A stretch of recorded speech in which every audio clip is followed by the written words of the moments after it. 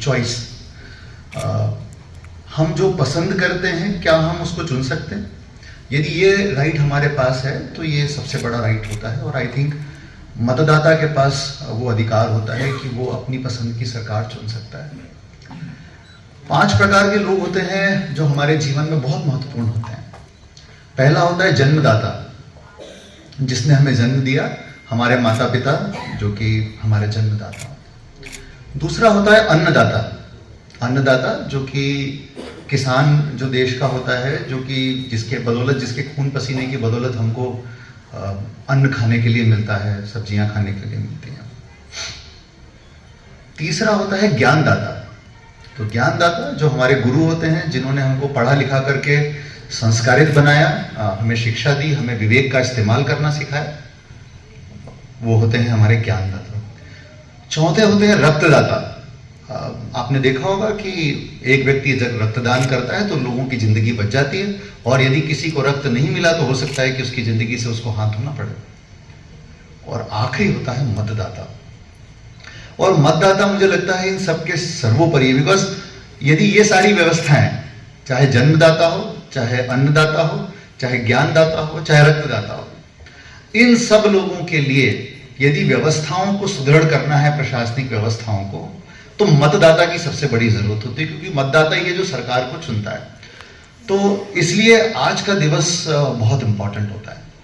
लेकिन हमेशा जब मतदान की बात आती है तो मुझे एक बड़ी पुरानी कहानी याद आती है जो हम सब लोगों ने सुनी है, कि एक राजा ने कहा कि साहब सभी लोग जो हैं, हमारे यहाँ पर दूध की थोड़ी क्राइसिस है, तो सभी लोगों से मैं निवेदन करूंगा कि एक एक लोटा दूध लेकर के आएं और इस बड़े से तपेले के अंदर डाल दें। जनता से उन्होंने आह्वान किया, और राजा को लगा कि जब मैं अगले दिन सुबह जाऊंगा तो मुझे दूध का तपेला भरा हुआ मिलेगा। लेकिन जब राजा अगले दिन सुबह जाते हैं तो वो हैरान रह जाते हैं, क्योंकि उसमें दूध की जगह पानी भरा होता है। तो वो पूछते हैं कि यार ऐसा कैसे हो गया?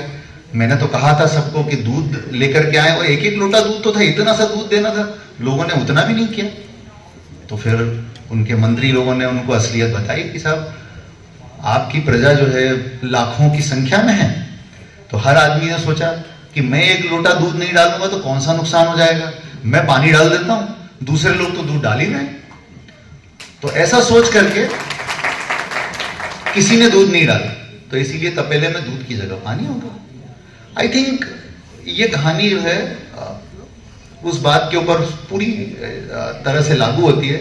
जब हम बात कर रहे थे अभी सभी लोग, हमारे वक्ता, की मतदान के प्रतिशत को लेकर के एक इशू आता है हर बार, तो इसीलिए मतदाता ये सोचता है कि अरे मेरे वोट डालने से क्या होगा, मैं नहीं भी डालूंगा तो क्या दिक्कत है, दूसरे लोग तो डाल ही रहे। तो ये वाली पूरी की पूरी कथा जो है हमारे मतदान सिस्टम के ऊपर कई बार सही बैठ जाती है। तो ये राष्ट्रीय मतदाता दिवस इसी बात की अभिव्यक्ति है कि हम सभी अपने मतदान के प्रति, अधिकार के प्रति जागरूक हों। और ये अधिकार जो है यदि बच्चों के अंदर ट्रांसलेट होता है तो इससे बड़ी कोई उपलब्धि नहीं हो सकती। कई बार अभी जब शुरुआत में एक कार्यक्रम शुरू हो रहा था तो यहाँ लोगों की संख्या थोड़ी कम थी, तो हमारे अधिकारियों के चेहरों पर चिंता की लकीरें थी कि लोग कम दिख रहे हैं, क्या बात है। तो मुझे उसमें भी एक छोटी सी प्रेरणा मिली कि ठीक है, शुरुआत में अब तो पूरा भरा हुआ है, लोग शुरू में कम थे, तो मुझे लगता है कि हाँ, उनको बिठा दीजिए अच्छे से प्लीज। तंत्र है, भीड़ तंत्र नहीं है, ठीक है। तो भीड़ की जरूरत नहीं है, यदि एक जागरूक मतदाता भी होता है तो वो देश का भाग्य पलट सकता है। तो आई थिंक उससे भी एक पॉजिटिव मैसेज लेने की हमको जरूरत है। आज के इस आयोजन में कुछ खास बातें हैं, मैं आपको 1-2 चीजें बताना चाहूंगा। पहली चीज, आज हमारे ट्रांसजेंडर मतदाता, वो पीछे बैठे हैं, देखिए सब, वो हमारे बीच में, मैं उनका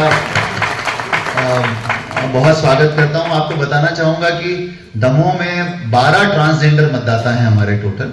आज हमने उनको यहाँ ससम्मान आमंत्रित किया है, हम उनको मंच से सम्मानित करेंगे। इसके अलावा आज हम लोगों ने एक निर्णय लिया था कि दमोह जिले में जितने भी 100 साल से अधिक उम्र के मतदाता हैं उन सभी का घर जाकर के सम्मान किया जाएगा। तो हम लोगों ने, हमारी टीमें आज जा रही हैं घरों पर, और घरों पर हम उनको सम्मानित करने वाले हैं। तीसरा काम आज हम लोग शाम को करेंगे घंटाघर पे, और घंटाघर